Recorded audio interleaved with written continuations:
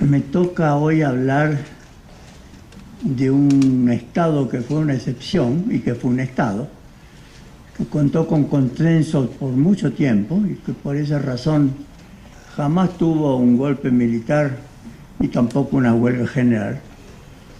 Me refiero a México, que es una excepción en respecto a América Latina y que hoy se ha transformado, como muchos países, como muchos otros estados, en un semiestado, además en disolución. Y está tan integrado en Estados Unidos, como todo, desde Panamá para el norte hay una América Latina integrada con los tratados de libre comercio de Estados Unidos, que ustedes escucharon ayer nada menos que la secretaria de Relaciones Exteriores presentar como integración la creación de represas y de obras hidroeléctricas para paliar la crisis energética en California y la construcción de carreteras para favorecer la venta de autos y el comercio de Estados Unidos. Eso era la integración con Estados Unidos. O sea, la total subordinación físico-geográfica con Estados Unidos. Es decir, hay una América Latina integrada con Estados Unidos y hay otra América Latina, Sudamérica, que no está como México atada a Estados Unidos con la cuerda del ahorcado, porque cuando se le vende el 90% de los productos a un solo país, se depende totalmente de ese país, no hay independencia.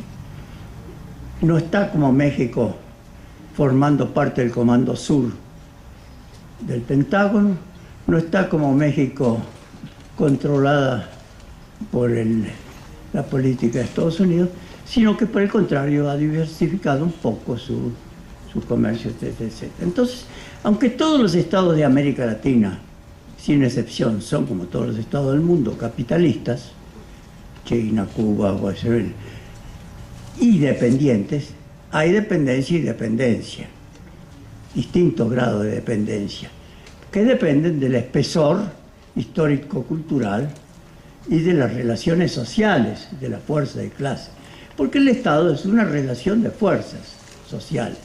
Entonces, lo que está sucediendo en México es resultado precisamente del consenso que durante decenios imperó en este Estado. Yo voy a hablar con forma telegráfica. Está pagando eso, está pagando el hecho de que durante muchísimo tiempo los trabajadores de México se sentían parte de las conquistas de la Revolución Mexicana junto con los capitalistas nacidos de la Revolución Mexicana, con los llamados generales que aprovecharon la revolución. Entonces el PRI, durante mucho tiempo, se identificaba con el aparato estatal, y tanto es así que hasta López Portillo fue candidato único, no había opositores. Y el propio PRI tuvo que inventarse sus opositores, como los lombardistas, como el Partido Socialista Popular, porque no tenían opositores reales. Ese consenso se acabó.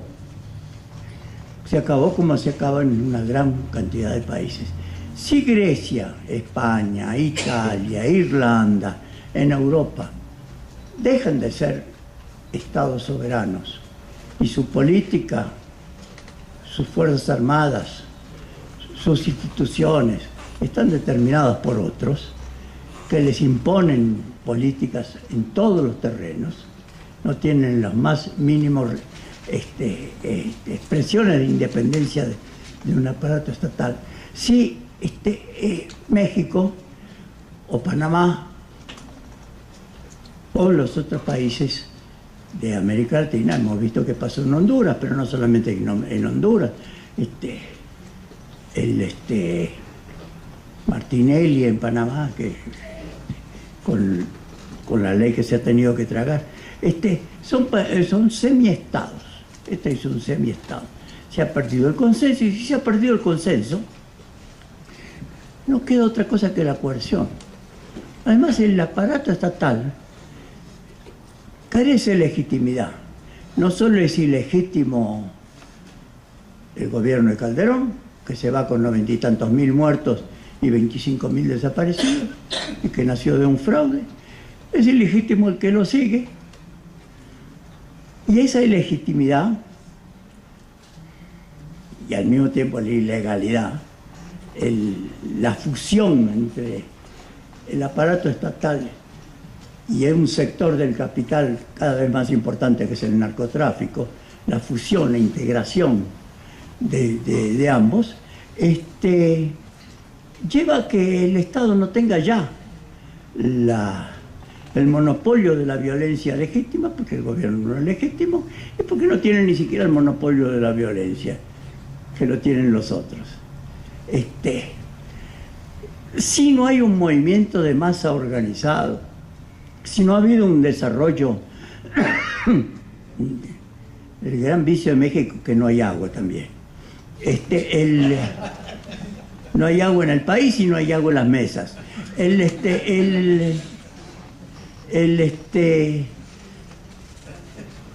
Si no ha habido eso, es porque durante mucho tiempo hubo consenso y hubo fusión entre los aparatos.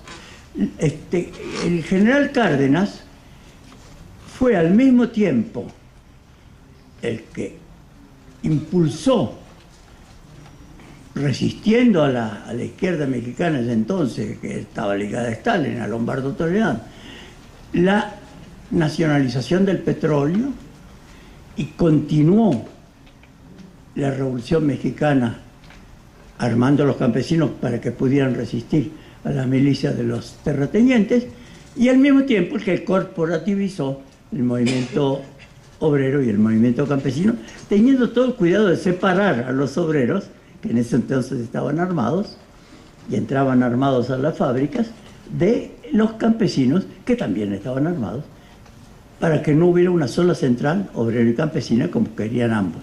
Entonces, creó un Estado corporativo. Ese Estado corporativo no existe más. Desde los primeros primeros gobiernos neoliberales, el de Miguel de la Madrid, Salinas de Gortari, el Menem mexicano,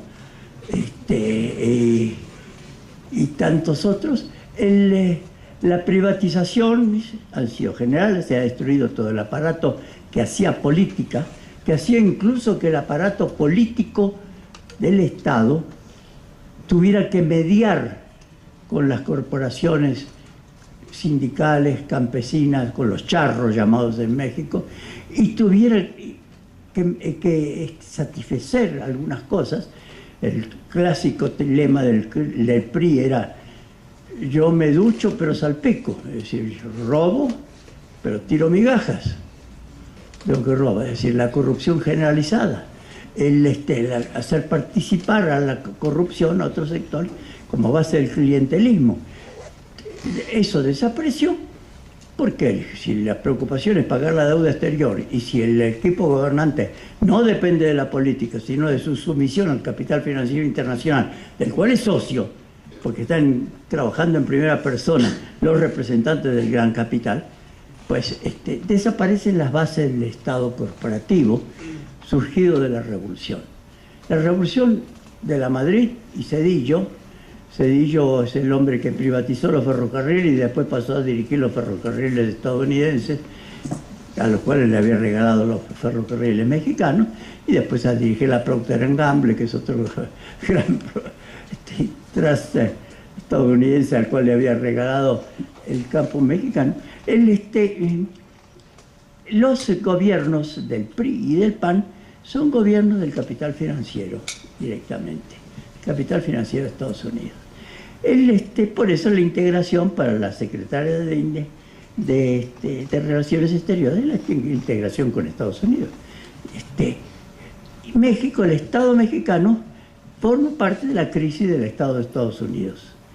Y la crisis del Estado de Estados Unidos se expresa de la forma más aguda en este país, que es su franja marginal, su estado no incorporado. Perdonen, soy borracho y no puedo prescindir del...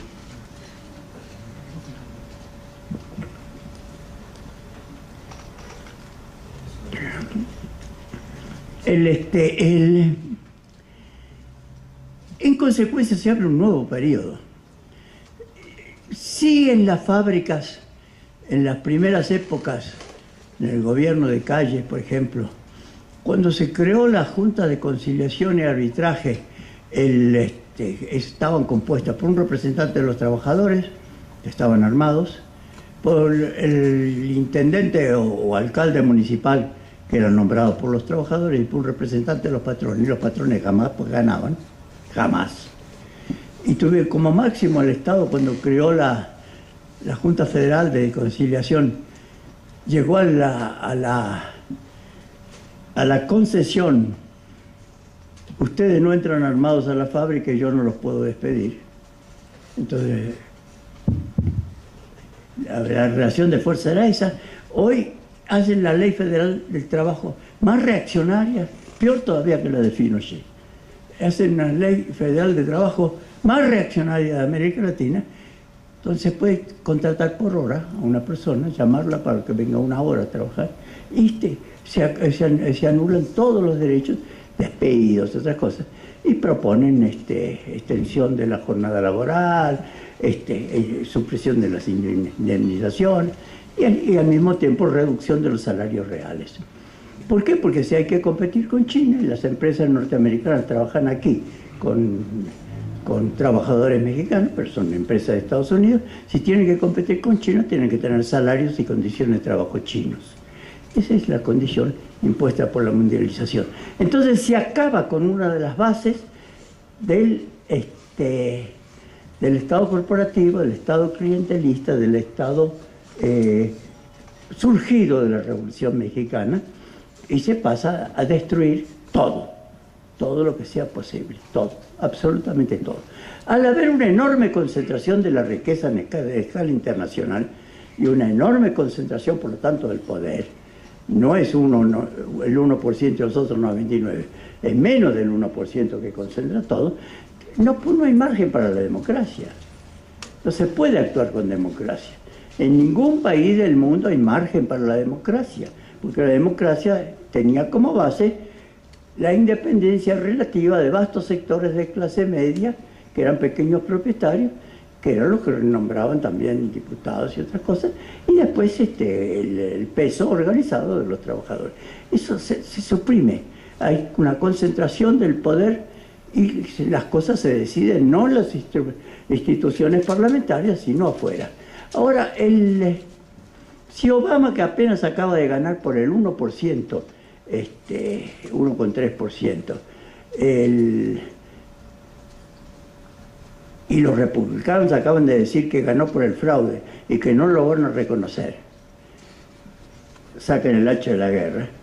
Y Obama, que ha perdido la Cámara de Diputados, ganó en Senado, pero el Senado es la quinta rueda del carro. Simplemente puede obstaculizar un poco a la Cámara de Diputados, pero nada más. Obama dice que se va a oponer al uso reaccionario de la Cámara de Diputados con las movilizaciones. En Estados Unidos también el margen para la democracia y el margen que nunca fue muy amplio, pero había por lo menos las democracias locales, se ha ido al demonio y se entra en un periodo de grave desorden en medio de la crisis mundial que va a subsistir. No se puede ver la construcción del Estado mexicano sin tener en cuenta qué pasa en Estados Unidos, porque México es un apéndice de Estados Unidos, y no se puede ver la crisis del Estado mexicano sin ver qué pasa en la economía mundial y en el mundo, es decir, clima, transformaciones climáticas de todo tipo, etcétera, etcétera. Hay que tener en cuenta las grandes transformaciones sociales también que afectaron al viejo tipo de Estado mexicano. México no tiene más campesinos. En la época de la Revolución Mexicana, una revolución de campesinos. No hay más campesinos. Los millones de personas han emigrado, todos los jóvenes han emigrado a Estados Unidos, son cerca de 30 millones con sus hijos, sí, y voy a cerrar. Había una transformación entonces, incluso demográfica, una transformación geográfica. El campo ya no existe con independencia. Entonces tiene que haber una transformación del Estado profunda en la medida en que el país políticamente se ha transformado desde un punto de vista radical. Su economía es 10 veces más integrada al Estados Unidos de lo que nunca fue en la historia, y aparece en cambio una terrible lucha de clases hecha desde el gobierno, expresada en la militarización de los países y en decenas de miles de muertos. La militarización va a seguir, por supuesto, de todo este periodo, así como la violencia, y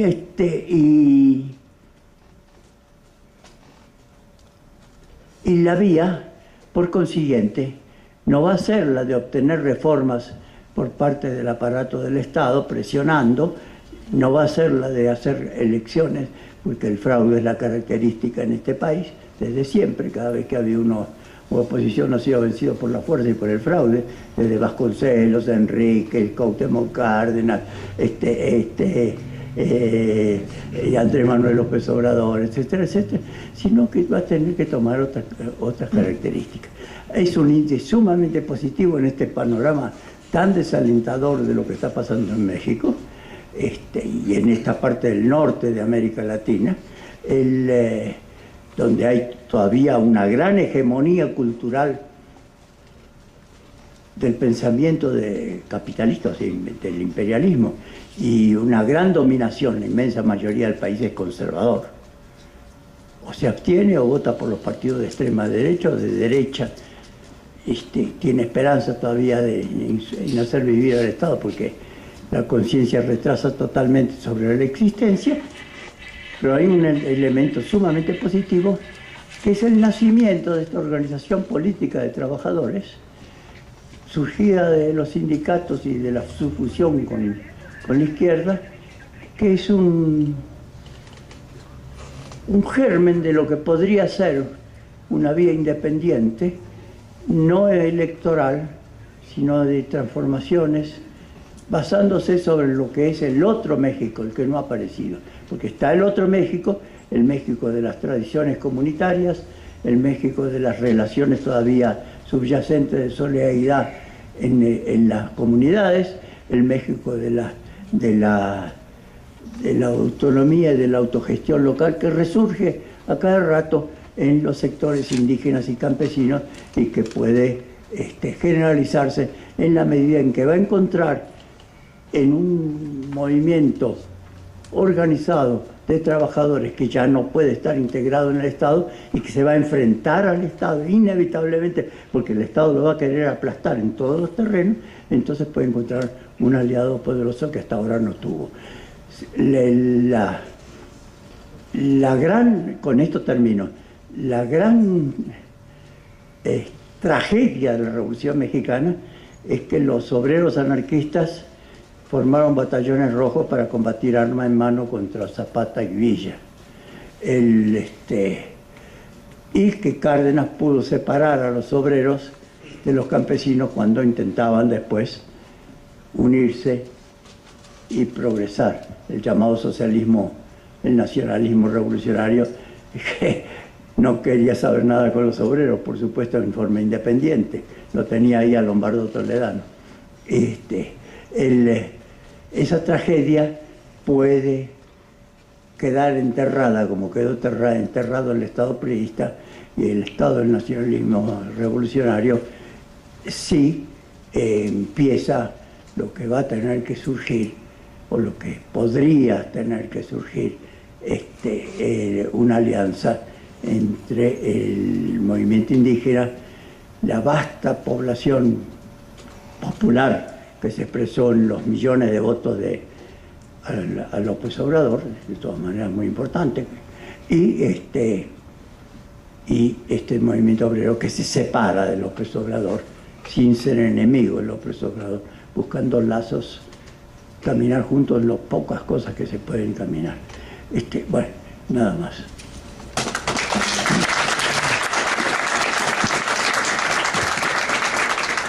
Gracias, Guillermo. América Latina, y que hoy se ha transformado, como muchos países, como muchos otros estados, en un semiestado, además en disolución, y está tan integrado en Estados Unidos como todo, desde Panamá para el norte hay una América Latina. Me toca hoy hablar de un estado que fue una excepción y que fue un estado, que contó con consenso por mucho tiempo y que por esa razón jamás tuvo un golpe militar y tampoco una huelga general. Me refiero a México, que es una excepción en respecto.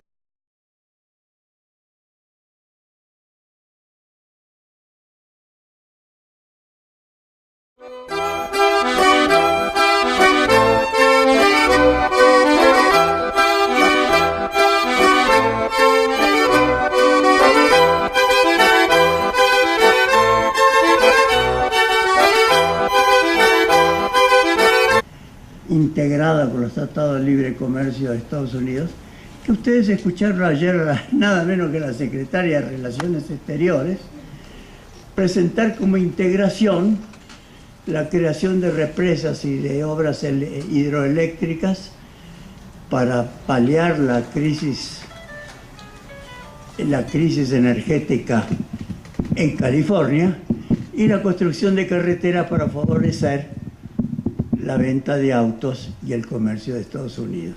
Eso era la integración con Estados Unidos. O sea, la total subordinación físico-geográfica con Estados Unidos. Es decir, hay una América Latina integrada con Estados Unidos y hay otra América